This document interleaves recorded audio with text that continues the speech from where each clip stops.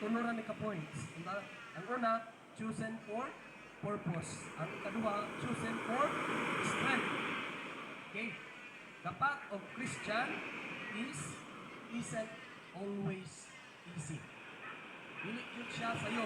Isipin, kapag-decide na walang kapalit niyang ginikanan, andam-andam na yun mo sa iyong kabulingon. Dahil, isipin, ang kaawan,